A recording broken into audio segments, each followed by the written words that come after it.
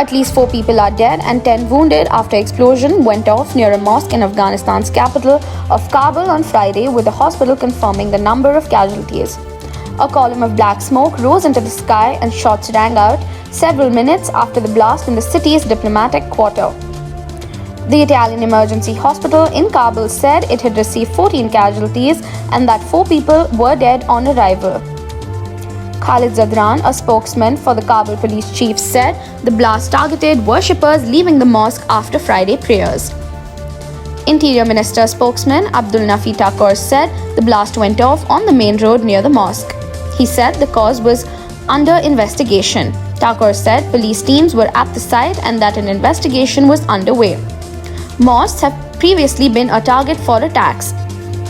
The blast took place near the Wazir Akbar Khan Mosque, which in 2020 was struck by a bomb that killed 2 people, including the mosque's prayer leader.